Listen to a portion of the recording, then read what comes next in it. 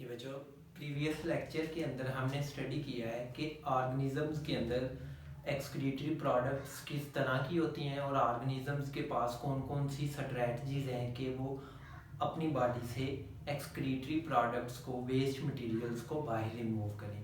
तो आज चंद एक एग्जांपल्स की मदद से हम बात करेंगे डिफरेंट एनिमल्स के अंदर एक्सक्रीशन के लिए कौन कौन से ऑर्गन्स या कौन कौन से मैकेनिज्म्स मौजूद हैं जिनकी मदद से वो ऑर्गेनिज्म अपनी बॉडी से वेस्ट मटेरियल से छुटकारा हासिल करते हैं। तो पहले नंबर पे हम बात करेंगे एक्सक्रीशन इन हाइड्रा। हाइड्रा के अंदर एक्सक्रीशन कैसे होती है। फिर हम बात करेंगे एक्सक्रीशन इन फ्लैटवर्म्स, प्लेनेरिया के अंदर एक्सक्रीशन कैसे होती है। और बाद में हम बात करेंगे एक्सक्रीशन इन अर्थवर्म, जो अर्थवर्म है इनके अंदर एक्सक्रीशन किस तरह से होती है। तो पहला जो हमारा छोटा सा टॉपिक है वो है एक्सक्रीशन इन हाइड्रा। हाइड्रा के अंदर एक्सक्रीशन किस तरह से होती है। पहले तो हमें पता होना चाहिए कि हाइड्रा क्या है।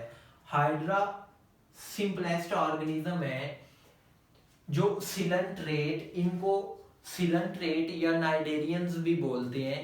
नाइडेरियन है जो कि अपनी बॉडी से एक्सक्रीशन के लिए सिंपल डिफ्यूजन का मेथड यूज करता है। इसके पास कोई भी ऐसा ऑर्गन या स्ट्रक्चर मौजूद नहीं है जिसकी मदद से ये ऑर्गेनिज्म अपनी बॉडी से वेस्ट मटेरियल को रिमूव कर सके।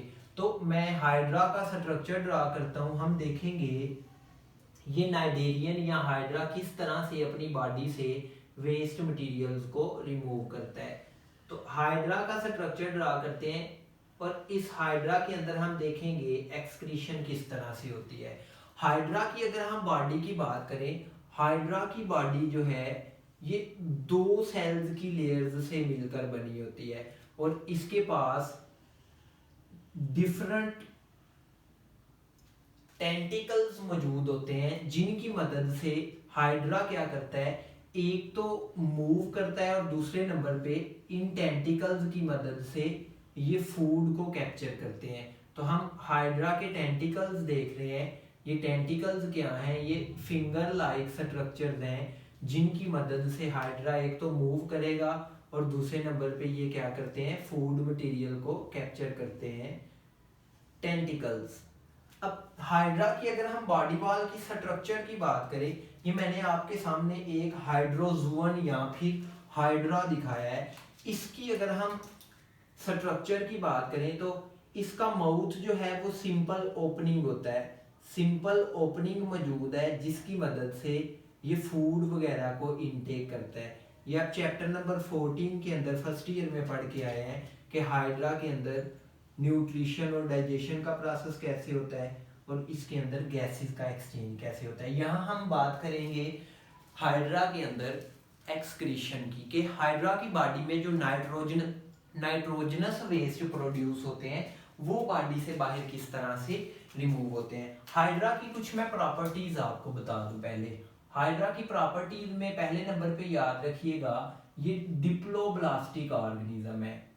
इसके लिए एक वर्ड यूज किया जाता है, डिप्लोब्लास्टिक एनिमल। डिप्लो का मतलब डाई, डाई से निकला है, डाई का मतलब है दो, डाई मीन टू।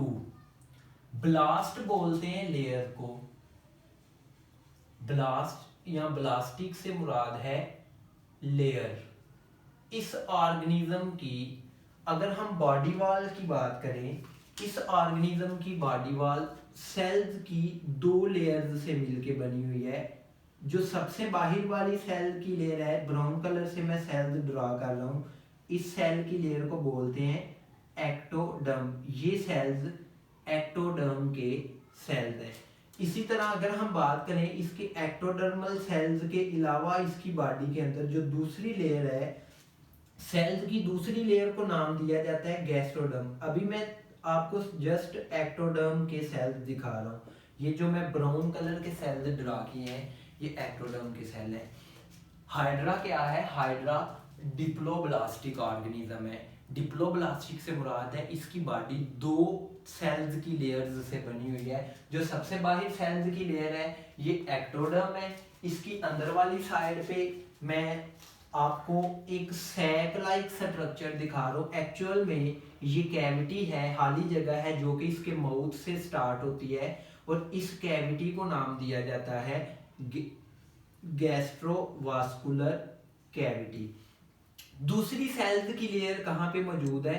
दूसरी सेल्स की लेयर इसकी गैस्ट्रोवास्कुलर कैविटी को लाइन कर रही है, इसकी अंदर वाली साइड पे मौजूद है और इस सेल की लेयर को बोलते हैं गैस्ट्रोडर्म। गैस्ट्रो से मुराद है जो कि इसके डाइजेस्टिव सिस्टम वाली साइड पे है, गैस्ट्रिक साइड पे है, और डर्म से मुराद है लेयर। तो ये जो दूसरी सेल्स की लेयर मैं दिखा रहा हूँ, ये कौन सी लेयर है? ये गैस्ट्रोडर्म है। तो एक्टोडर्म और गैस्ट्रोडर्म के दरमियान में क्या होता है? जेल लाइक स्ट्रक्चर, मिजोग्लिया आप पढ़ के आए हैं फर्स्ट ईयर के अंदर। अब हम बात करेंगे एक्सक्रीशन कैसे होती है। उससे पहले मैं लेबल करता हूं इसकी बॉडी वॉल को। दो लेयर्स जो हैं, पहली बाहर वाली लेयर गैस्ट्रोडर्म, सॉरी बाहर वाली लेयर एक्टोडर्म और अंदर वाली सेल्स की लेयर जो है वो है गैस्ट्रोडर्म। बाहर वाली लेयर को क्या नाम दिया? एक्टोडर्म। और जो दूसरी लेयर है जो ग्रीन कलर के सेल्स से दिखाई गई है, ये है गैस्ट्रोडर्म। इस वजह से इसको बोलते हैं डिप्लोब्लास्टिक ऑर्गेनिज्म। अब हाइड्रा के पास कोई भी ऐसा स्ट्रक्चर या ऑर्गन मौजूद नहीं है जो इसकी बॉडी से नाइट्रोजनस वेस्ट को रिमूव करे। इसके अंदर पहले गैसेस एक्सचेंज देखते हैं। बच्चे अक्सर कंफ्यूज हो जाते हैं, गैसेस एक्सचेंज को वो एक्सक्रीशन समझ रहे होते हैं, ऐसा नहीं है। गैसेस एक्सचेंज में अगर हम बात करें, हाइड्रा की बॉडी के अंदर जो कार्बन डाइऑक्साइड प्रोड्यूस हो रही है, ये कार्बन डाइऑक्साइड बॉडी से बाहर मूव करती है सिंपल डिफ्यूजन की मदद से। इस प्रोसेस का क्या नाम है? सिंपल डिफ्यूजन है। दूसरे नंबर पे हम बात करें ऑक्सीजन की, जिस ऑक्सीजन की जरूरत है हाइड्रा की बॉडी को, वो किस तरह मूव करती है इसकी बॉडी के अंदर? वो भी सिंपल डिफ्यूजन की मदद से मूव करती है। तो ऑक्सीजन बॉडी के अंदर कैसे एंटर होती है? सिंपल डिफ्यूजन की मदद से ऑक्सीजन। अब क्वेश्चन ये है कि इसकी बॉडी के अंदर जो मेटाबॉलिज्म चल रहा है, उसकी by products nitrogenous waste produce हो रहे हैं। कौन सा नाइट्रोजनस वेस्ट इसकी बॉडी के अंदर प्रोड्यूस होता है? इसकी बॉडी के अंदर प्रोड्यूस हो रहा है अमोनिया। इस अमोनिया को ये बॉडी से बाहर कैसे रिमूव करेगा? इसके लिए कोई भी इसके पास स्पेशलाइज्ड ऑर्गन या स्ट्रक्चर मौजूद नहीं है, इसलिए इसके अंदर सिंपल डिफ्यूजन की मदद से क्या होता है? अमोनिया भी बाहर वाली साइड पे डिफ्यूज कर देगा। तो इसके अंदर एक्सक्रीशन कैसे हो रही है? सिंपल डिफ्यूजन की मदद से, जिस तरह से गैस एक्सचेंज हो रही है। तो हम लिख सकते हैं इनके अंदर जो नाइट्रोजनस वेस्ट की एक्सक्रीशन है वो किस चीज पे डिपेंड कर रही है? डिफ्यूजन के ऊपर। तो ये था कि सिंपलेस्ट ऑर्गेनाइजेशन में, डिप्लोब्लास्टिक ऑर्गेनाइजेशन में हाइड्रा किस तरह से बॉडी से नाइट्रोजनस वेस्ट को रिमूव करता है। इसके बाद हम बात करते हैं एक्सक्रीशन इन फ्लैटवर्म्स। फ्लैटवर्म्स क्या है? फ्लैटवर्म्स के अंदर एक्सक्रीशन से पहले हमें पता होना चाहिए फ्लैटवर्म्स हैं क्या। फ्लैटवर्म्स प्लेनेरिया, इसकी एग्जांपल में हम बात करेंगे प्लेनेरिया की। प्लेनेरिया फ्लैटवर्म्स को फ्लैटवर्म्स इसलिए कहते हैं क्योंकि इनकी जो बॉडी होती है वो पेपर की तरह फ्लैट होती है।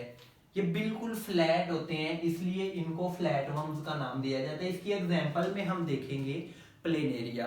ये फ्लैटवर्म्स के बारे में एक बात याद रखिएगा कि ये एवोल्यूशनरी पॉइंट ऑफ व्यू से इंपॉर्टेंट है। क्यों इंपॉर्टेंट है? कि फ्लैटवर्म्स में, प्लेनेरिया वगैरह या फ्लैटवर्म्स वाहिद ऑर्गेनिज्म है जिनके अंदर ऑर्गन की डेवलपमेंट हुई थी, कि ये इनके पास ऑर्गन मौजूद हैं जिनकी मदद से ये क्या करते हैं? अपनी बॉडी से नाइट्रोजनस वेस्ट को रिमूव करते हैं। उन ऑर्गन्स को क्या नाम दिया जाता है? उन ऑर्गन्स को हम बोलते हैं प्रोटोनेफ्रिडिया। प्रोटोनेफ्रिडिया के बारे में देखेंगे, लेकिन उससे पहले हम बात करते हैं फ्लैटवर्म्स की। फ्लैटवर्म्स क्या है? फ्लैटवर्म में हम बात करेंगे प्लेनेरिया की। प्लेनेरिया के अंदर हम देखेंगे गैसेस का एक्सचेंज कैसे होता है। मैं आपके सामने एक फ्लैटवर्म दिखा रहा हूँ आपको, ये है प्लेनेरिया। इस प्लेनेरिया के अंदर हम देखेंगे गैसेस का एक्सचेंज कैसे होता है। इस फ्लैटवर्म की बॉडी फ्लैट होने की वजह से इसको फ्लैटवर्म का नाम दिया जाता है। ये इसके आई स्पॉट हैं।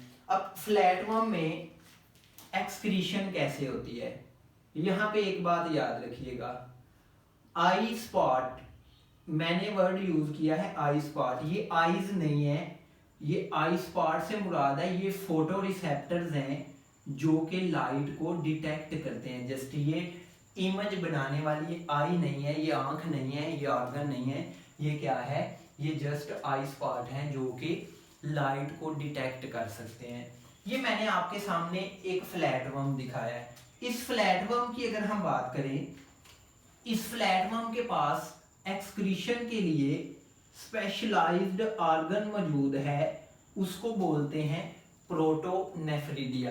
तो प्लेनेरिया की मैं डायग्राम दिखा रहा हूं, इनके पास स्पेशल एक्सक्रीटरी ऑर्गन मौजूद है।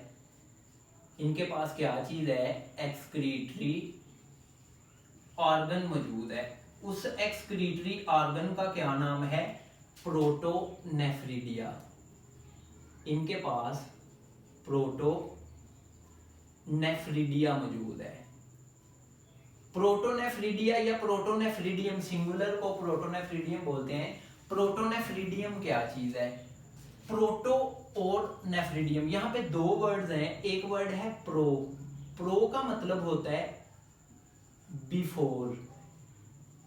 नेफ्रिडियम बोलते हैं किडनी को।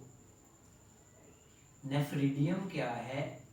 नेफ्रिडियम से मुराद है किडनी। तो हम कह सकते हैं ये पहले ऑर्गेनिज्म हैं जिनके पास किडनी या किडनी लाइक स्ट्रक्चर मौजूद है जो कि बाडी से नाइट्रोजनस वेस्ट को रिमूव करेंगे। इस प्लेनेरिया के अंदर, इस फ्लैटवर्म या प्लेनेरिया के अंदर एक्सक्रीशन के लिए प्रोटोनेफ्रिडियल सिस्टम जो मौजूद है वो किस तरह से काम करता है उसकी बात करते हैं। इस फ्लैटवर्म या प्लेनेरिया का प्रोटोनेफ्रिडियल सिस्टम ट्यूब्यूलर होता है। ये जो प्रोटोनेफ्रिडियम हम लिख रहे हैं ये एक्चुअल में क्या है? ट्यूब्यूलर सिस्टम है। ट्यूब्यूलर सिस्टम क्या होता है? ऐसा सिस्टम जो कि इंटरकनेक्टेड ट्यूब्यूल्स पर मुश्तमिल है। ट्यूब्स या फिर इंटरकनेक्टेड हॉलो पाइप्स पर मुश्तमिल होता है, ट्यूब लाइक स्ट्रक्चर। ये है प्रोटोनेफ्रिडियल सिस्टम। इसी तरह का प्रोटोनेफ्रिडियल सिस्टम पूरी बॉडी के अंदर स्प्रेड होता है। तो ये मैंने स्ट्रक्चर जो ट्यूब्यूलर स्ट्रक्चर दिखाया है ये है प्रोटोनेफ्रिडियम।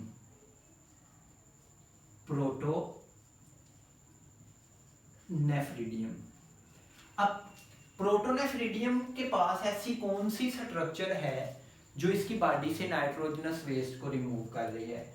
प्रोटोनेफ्रिडियम के पास हम कुछ स्पेशल सेल्स की बात करेंगे। इन सेल्स को बोलते हैं फ्लेम सेल। तो फ्लेम सेल्स के बारे में हम पढ़ेंगे। फ्लेम सेल्स क्या है? Flame cell.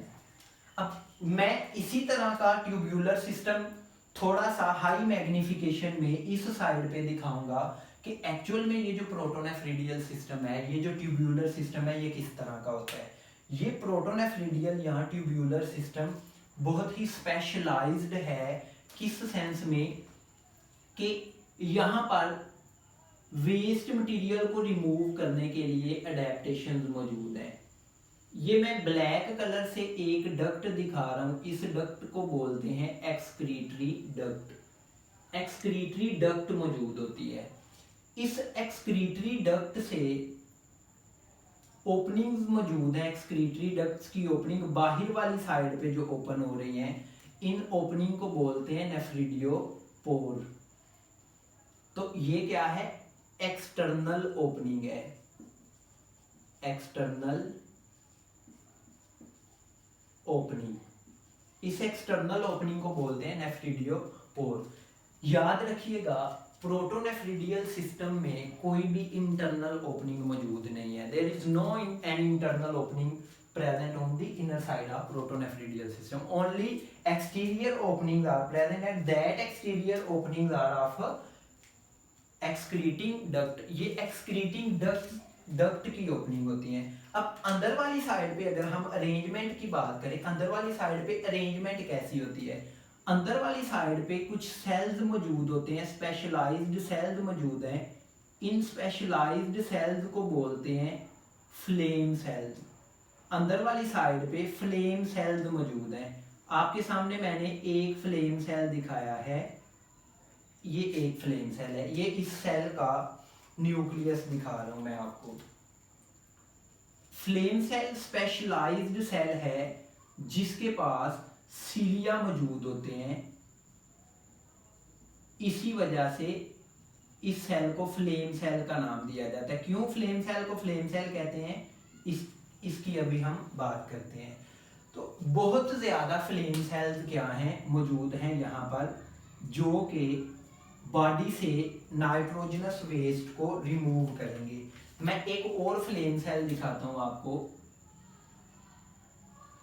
ये फ्लेम सेल्स क्या कर रहे हैं, ये फ्लेम सेल्स यहाँ पर एक्सक्रीशन के अंदर काम कर रहे हैं। ये दूसरा फ्लेम सेल दिखा रहा हूं, ये फ्लेम सेल का साइटोप्लाज्म और न्यूक्लियस, और ये स्पेशलाइज्ड सेल है जो कि मॉडिफाइड सेल है इस तरह से। और इसका भी मैं, इस सेल का भी मैं न्यूक्लियस दिखा दे। तो मैंने आपको इस वक्त दो फ्लेम सेल दिखाए हैं, ये दूसरा फ्लेम सेल है और ये इसके पास सीलिया मौजूद है। अब होता क्या है, फ्लेम सेल्स किस तरह से काम करते हैं, फ्लेम सेल्स की प्रॉपर्टी क्या है, फ्लेम सेल की प्रॉपर्टी ये है कि इन सेल के पास क्लस्टर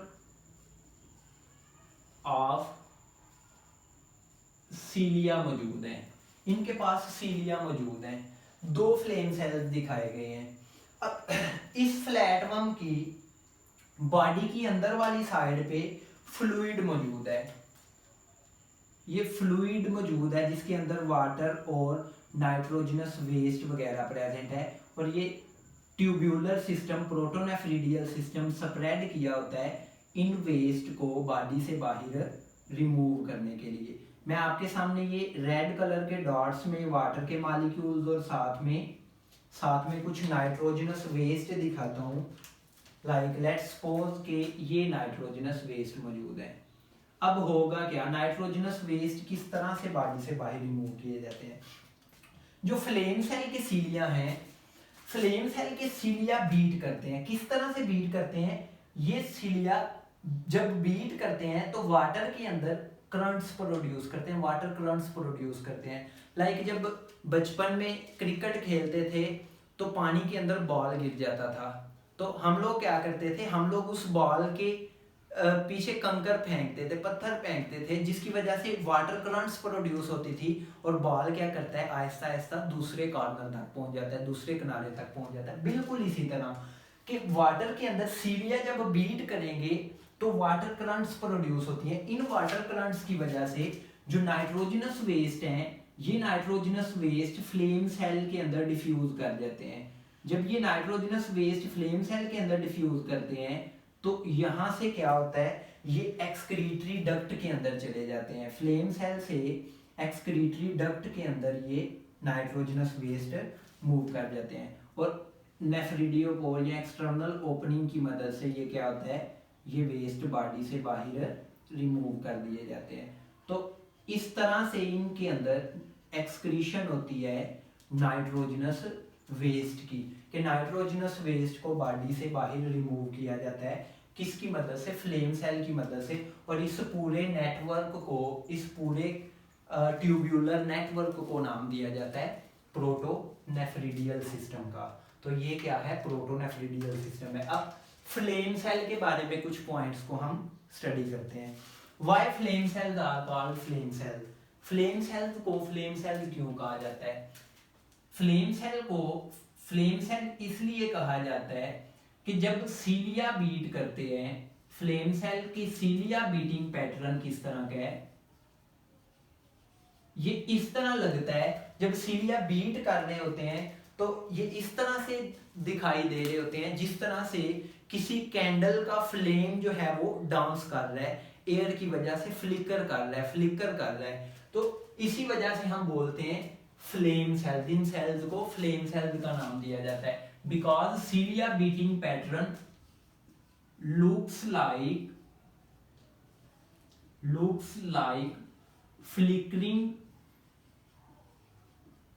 फ्लिकरिंग से मुराद है डांसिंग फ्लेम ऑफ कैंडल। इसी वजह से फ्लेम सेल्स को फ्लेम सेल्स का नाम दिया जाता है। और फ्लेम सेल्स स्पेशलाइज्ड सेल्स हैं। एक बात याद रखिएगा, बच्चे अक्सर पूछ लेते हैं कि फ्लेम सेल में सीलिया के अलावा भी कोई स्ट्रक्चर हो सकता है।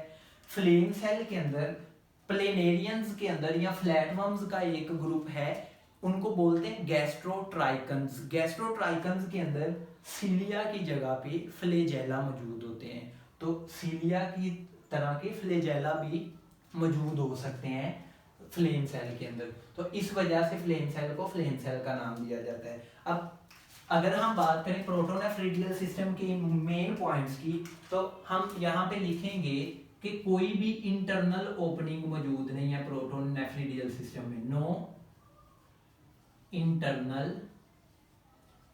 Opening is present. कोई भी इंटरनल ओपनिंग मौजूद नहीं है। क्या है, जस्ट एक्सटर्नल ओपनिंग है, और वो भी किस चीज की, एक्सक्रीटरी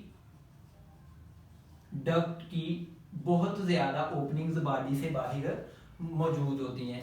एक्सटर्नल डक्ट की क्या होता है, एक्सक्रीटरी डक्ट की क्या है, एक्सटर्नल ओपनिंग्स मौजूद हैं।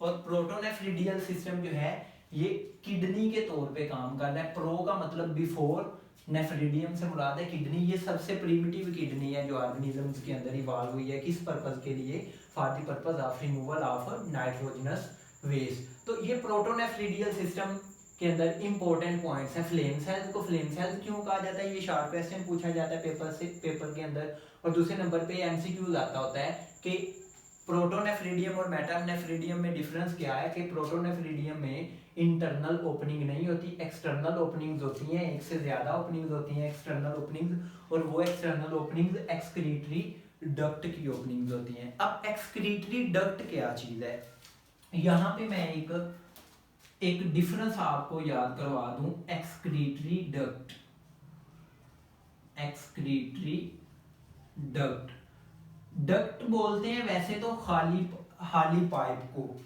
डक्ट से मुराद है बड़े डायामीटर का पाइप, ट्यूब्यूल से मुराद है छोटे डायामीटर का पाइप।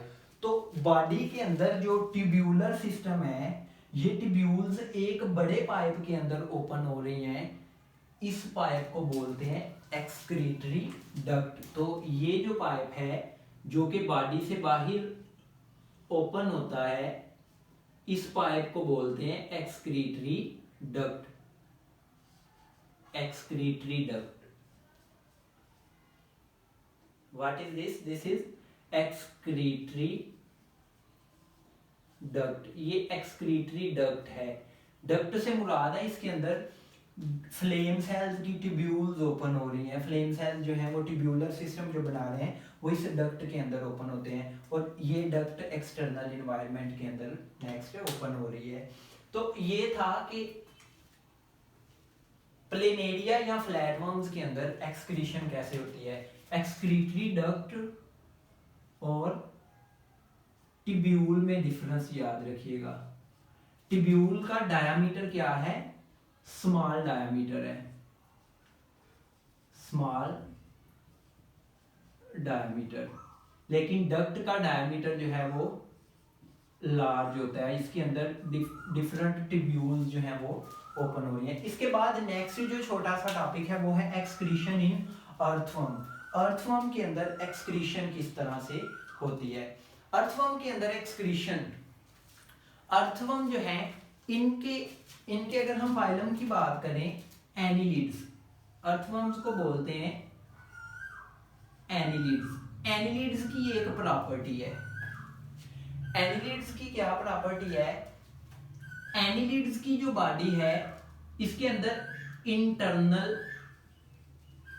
इंटरनल कंपार्टमेंट मौजूद होते हैं, कंपार्टमेंट्स।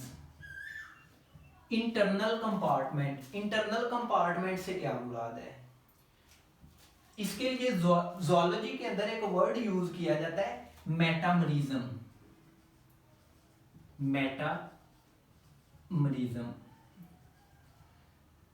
मेटामरिज्म क्या है, अगर हम एक अर्थवर्म की बात करें, लाइक लेट्स सपोज कि मैं एक अर्थवर्म का स्ट्रक्चर दिखाता हूं आपको। ये हम एक अर्थवर्म की मॉर्फोलॉजी देख रहे हैं कि अर्थवर्म कैसा होता है। इस अर्थवर्म की अगर हम मॉर्फोलॉजी की बात करें तो एक्सटर्नली इस अर्थवर्म की बॉडी के ऊपर सेगमेंट्स वगैरह जो हैं वो नजर नहीं आते हैं सच। इसकी बॉडी के अगर हम इंटरनल व्यू की बात करें तो इस अर्थवर्म की बॉडी की अंदर वाली साइड पे जो कैविटी है जिसको सिलोम का नाम दिया जाता है, ये सिलोम डिफरेंट सेप्टा की मदद से सेपरेटेड होती है। मतलब ये है कि इस अर्थवर्म की अगर हम बॉडी की बात करें तो इसकी बॉडी इंटरनली कंपार्टमेंट्स पर मुश्तमिल है, मुख्तलिफ चैम्बर्स पर मुश्तमिल है। इस प्रोसेस को बोलते हैं मेटामरिज्म। अब अर्थवर्म का वैसे ताल्लुक फाइलम एनिलिडा से है। इन ऑर्गेनिज्म की, अर्थवर्म की प्रॉपर्टी है इसके पास hair like, microscopic hair like structures मौजूद होते हैं जिनको सीटी का नाम दिया जाता है। ये मैं सीटी के बारे में इसलिए यहाँ बता रहा हूँ क्योंकि हम लोकोमोशन के अंदर देखेंगे, अर्थवर्म के अंदर जब लोकोमोशन की बात करेंगे वहां पे इन सीटी का रोल देखेंगे। सीटी। अब हमारे काम की बात क्या है कि इंटरनल कंपार्टमेंट्स मौजूद हैं अर्थवर्म की बॉडी के अंदर, चैम्बर्स मौजूद हैं। हर चैम्बर के अंदर अर्थवर्म के पास जो किडनी है वो एडवांस्ड है। प्रोटोनेफ्रिडियम के मुकाबले में अर्थवर्म की किडनी जो है ये एडवांस्ड है। अर्थवर्म के अंदर जो एक्सक्रीटरी ऑर्गन है इसका नाम है मेटानेफ्रिडियम। अर्थवर्म का जो एक्सक्रीटरी ऑर्गन है, एक्सक्रीटरी ऑर्गन अर्थवर्म के अंदर क्या है, मेटानेफ्रिडियम। प्रोटोनेफ्रिडियम और मेटानेफ्रिडियम में डिफरेंस है। कुछ डिफरेंसेस की बात करेंगे। मेटानेफ्रिडियम प्रोटोनेफ्रिडियम से किस तरह से डिफरेंट है।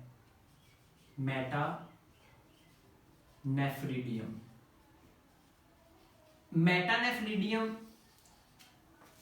ऐसी किडनी है, ऐसा ट्यूब्यूलर सिस्टम है जिसके अंदर दो ओपनिंग्स मौजूद होती है। मेटानेफ्रिडियम में याद रखना 2 ओपनिंग्स आर प्रेजेंट। इसके अंदर 2 ओपनिंग्स मौजूद हैं। एक ओपनिंग है एक्सटर्नल और दूसरी है इंटरनल। एक्सटर्नल ओपनिंग और इंटरनल ओपनिंग। एक्सटर्नल ओपनिंग को बोलते हैं नेफ्रिडियोपोर, इंटरनल ओपनिंग को बोलते हैं नेफ्रोस्टोम। तो जो 2 ओपनिंग्स हैं इंटरनल, इसका क्या नाम है, नेफ्रोस्टोम। और जो एक्सटर्नल है, एक्सटर्नल ओपनिंग का नाम है नेफ्रिडियोपोर।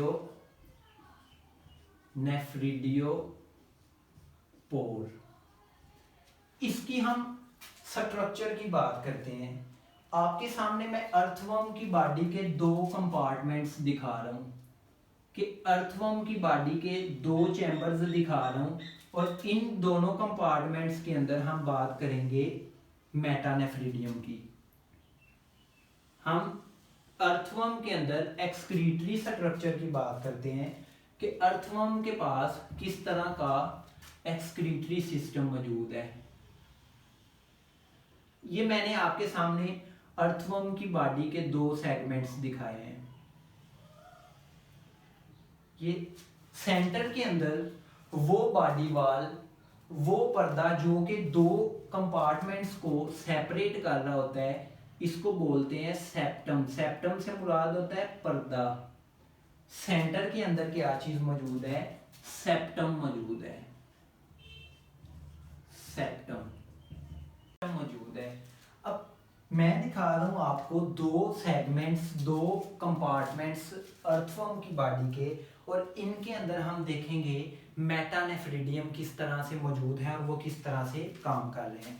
मेटानेफ्रिडियम की दो ओपनिंग्स की हमने बात की है। दो ओपनिंग है, एक्सटर्नल ओपनिंग और इंटरनल ओपनिंग। इंटरनल ओपनिंग को नेफ्रोस्टोम का नाम दिया और एक्सटर्नल ओपनिंग को हम कहते हैं नेफ्रिडियोपोर। नेफ्रिडियोपोर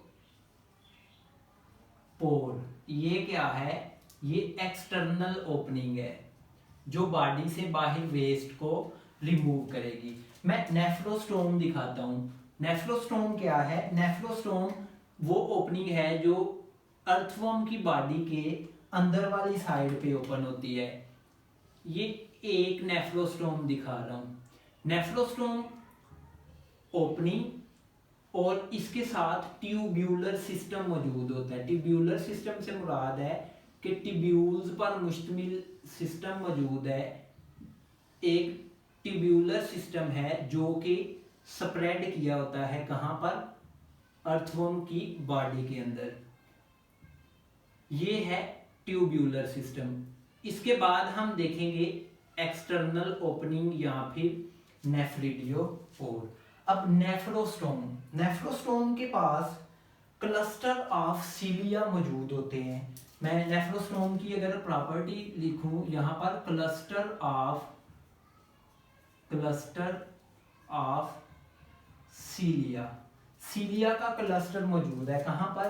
ये नेफ्रोस्टोम के गिर्द सीलिया का क्लस्टर मौजूद है। अब होता क्या है? जो कंपार्टमेंट्स हैं, कंपार्टमेंट्स के अंदर फ्लूइड मौजूद है। इस फ्लूइड को बोलते हैं सिलोमिक फ्लूइड। सिलोमिक फ्लूइड क्यों कहते हैं? एक्चुअल में जो कंपार्टमेंट के अंदर खाली जगह है, स्पेस है, इस स्पेस को नाम दिया जाता है सिलोम का। और सिलोम के अंदर जो फ्लूइड है, इस फ्लूइड को बोलते हैं सिलोमिक फ्लूइड। सिलोमिक फ्लूइड के अंदर वेस्ट मटेरियल्स भी क्या है? मौजूद है। ये वेस्ट मटेरियल, नाइट्रोजनस वेस्ट मौजूद है। इसके अलावा हर कंपार्टमेंट के अंदर इस तरह की एक और भी मेटानेफ्रिडियम मौजूद है, लेकिन मैं यहाँ पर जस्ट एक ही मेटानेफ्रिडियम दिखा रहा हूँ। मेटानेफ्रिडियम का जो ट्यूब्यूलर सिस्टम है, इस ट्यूब्यूलर सिस्टम के इर्द गिर्द ब्लड कैपिलरीज मौजूद होती हैं। ये मैं दिखा रहा हूँ रेड कलर से, ब्लड कैपिलरीज जो कि मौजूद हैं, जो सराउंड कर रही हैं ट्यूब्यूलर सिस्टम को। तो इन ब्लड कैपिलरीज के काम देखेंगे क्या है यहाँ पे। ब्लड कैपिलरीज मौजूद है। अब मेटानेफ्रिडियम किस तरह से काम करता है, इसका मैकेनिज्म देखते हैं। क्या मैकेनिज्म है, किस तरह से वेस्ट मटेरियल को मेटानेफ्रिडियम बॉडी से रिमूव करता है। होता क्या है? जो नेफ्रोस्टोम के गिर्द सीलिया का क्लस्टर है, ये सीलिया का क्लस्टर बीट करेगा, ये सीलिया बीट करेंगे। जब ये बीट करेंगे तो सिलोमिक फ्लूइड के अंदर वाटर करंट्स प्रोड्यूस होंगी। इन वाटर करंट्स की वजह से वाटर और वेस्ट मटेरियल क्या करेंगे? ये नेफ्रोस्टोम के अंदर एंटर होंगे। नेफ्रोस्टोम से ये मूव कर जाएंगे डक्ट के अंदर, इस ट्यूब्यूल के अंदर, और ट्यूब्यूल से क्या करेंगे? ये बॉडी से बाहर रिमूव कर दिए जाएंगे। लेकिन यहाँ पे होता क्या है? जो इस ट्यूब्यूल की ल्यूमन है, ल्यूमन से मुराद है खाली जगह, जो पाइप के अंदर की खाली जगह है। ल्यूमन की वॉल के अंदर कुछ सेल्स हैं, उनको बोलते हैं ल्यूमिनियल एपिथेलियल सेल। एपिथेलियल सेल ये क्या करते हैं, ये अब्जॉर्प्शन करते हैं न्यूट्रिएंट्स और मिनरल्स की। अब्जॉर्प्शन करने के बाद ये उन न्यूट्रिएंट्स और मिनरल्स को ब्लड कैपिलरी के अंदर भेज देते हैं। तो जो एसेंशियल न्यूट्रिएंट्स और मिनरल्स हैं उनकी रीअब्जॉर्प्शन आप कह लें कि उनको दोबारा से अब्जॉर्ब कर लिया जाता है। ल्यूमन की एपिथेलियल सेल्स क्या करते हैं, उनको अब्जॉर्ब करते हैं और उनको ब्लड कैपिलरीज के अंदर भेज देते हैं।